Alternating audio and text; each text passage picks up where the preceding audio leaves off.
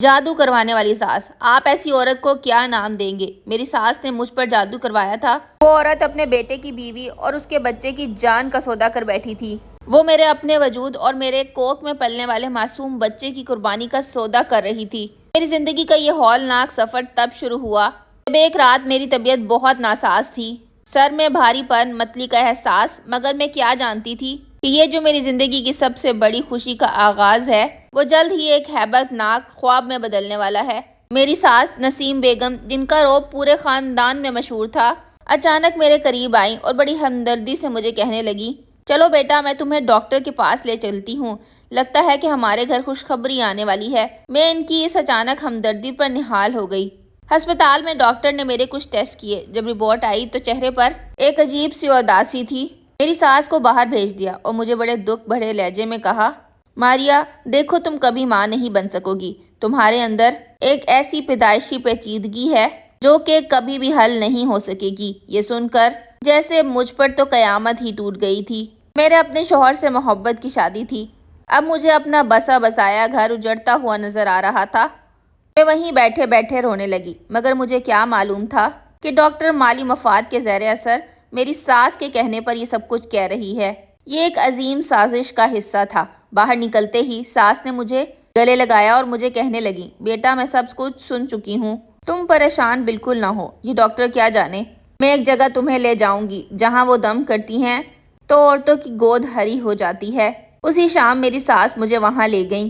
وہ ایک پرانی سی جھوپڑی تھی جہاں ہم گئے تھے۔ میں نے وہاں کیا دیکھا، برتنوں سے نکلتا ہوا دھواں، گوشت کے سڑے ہوئے جیسی بدبو اور ہوا میں ایک عجیب سی بسی ہوئی خوشبو۔ اس ماحول میں جاتے ہی میری طبیعت ناساز ہونے لگی۔ اس عورت نے مجھے گولیاں دی جو کہ 7 تھیں۔ اس نے کہا کہ یہ 7 دن لگاتار کھانی ہے، اور دیکھو لڑکی، کوئی ناغہ نہیں ہونا چاہیے ورنہ دوائی اپنا اثر نہیں کرے گی اور تمہاری گود ہری نہیں ہوگی۔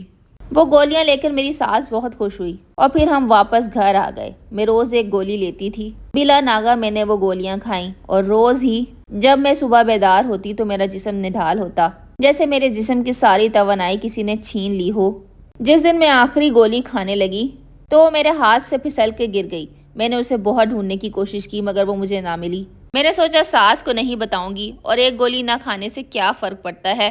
آج جب میں سونے کے لیے لیٹی تو مجھے نیند نہ آئی، جبکہ پچھلے 6 دنوں سے میں ایسے سوتی تھی جیسے کوئی نشہ آور چیز کھائی ہو۔ میں اپنی آنکھیں بند کیے اپنے بیڈ پر آرام سے لیٹی تھی۔ کچھ دیر بعد مجھے ایسا احساس ہوا کہ مجھے بہت زیادہ گھٹن محسوس ہو رہی ہے اور ایک عجیب سی بدبو پورے کمرے میں پھیلنے لگی۔ مجھے اپنے پیٹ پر شدید تپش محسوس ہوئی۔ میں نے آہستہ آہستہ اپنی آنکھیں کھولی تو میں کیا دیکھتی ہوں کہ میری ساس اور وہ جادوگرنی میرے سرانے کھڑی تھی۔ آج 7ویں رات تھی اور میں نے وہ گولی نہیں کھائی تھی۔ میرے حواس بیدار تھے۔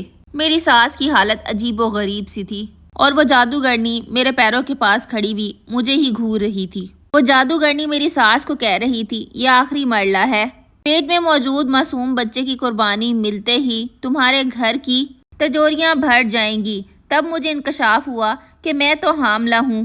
یہ لوگ جادو کے ذریعے میرے بچے کو ختم کرنا چاہتے تھے اور وہ ڈاکٹر بھی ان سب چیزوں میں ملوث تھی۔ ڈاکٹر نے مجھے اندھیرے میں رکھا اور میری ساس تو الگ ہی کاموں میں مصروف تھی۔ وہ لوگ چاہتے تھے کہ وہ میرے بچے کو ختم کر دیں اور دولت حاصل کریں۔ ان دونوں عورتوں کو اس وقت تک پتہ نہیں چل سکا تھا کہ میں جاگ رہی ہوں۔ میں نے بہت ہمت جمع کی اور ایک زوردار چیخ ماری۔ ساس نے فوراً میرا منہ دبوچ لیا۔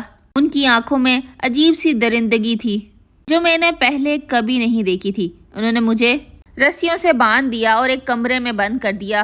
شام کو جب میرے شوہر دفتر سے واپس آئے تو انہوں نے مجھے رسیوں میں بندھا ہوا دیکھا۔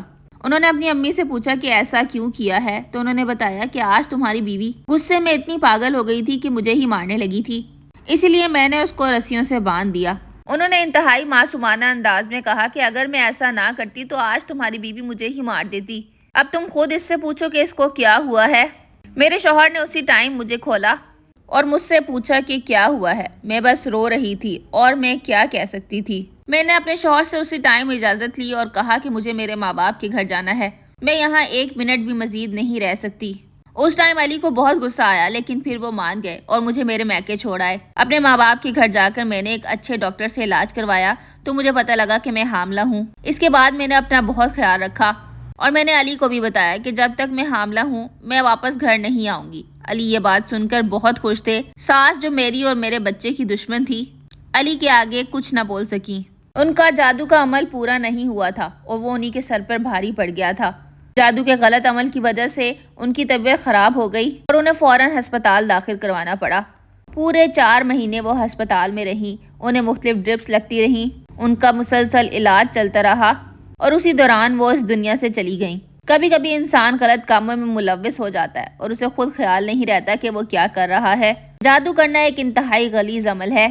میرے بچے کے پیدا ہونے سے ہی میری ساس اس دنیا سے رخصت ہو گئی تھی۔ میں نے کبھی نہیں چاہا تھا کہ ان کا بیٹا ان سے الگ ہو، اس لیے میں نے کبھی بھی علی کو سچ نہیں بتایا تھا، مگر اس ٹائم میرے ایک صحیح فیصلے نے میرے بچے کو بچا لیا۔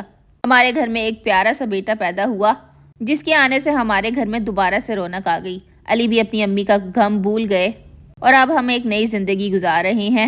زندگی میں کبھی کبھی کچھ چیزیں ہمارے بس میں نہیں ہوتی، بس وہ اللہ کی مرضی سے ہوتی ہیں، جو کہ انسان ہی نہیں سمجھ پاتا۔ جو لوگ اللہ کے راستے کو چھوڑ کر غلط راستوں پہ نکل پڑتے ہیں، ان کا انجام بہت برا ہوتا ہے۔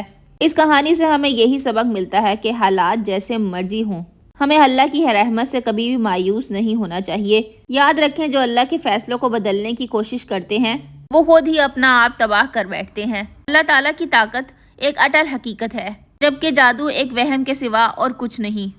اس کہانی سے آپ کو کیا سبق ملتا ہے ضرور بتائیے گا۔ میرا چینل کہیں آپ سے گم نہ ہو جائیں، اس لیے اس کو سبسکرائب بھی کر لیں، ویڈیو کو لائک بھی کیجیے گا۔ ملوں گی اپنے نیکسٹ ویڈیو میں۔ اللہ حافظ۔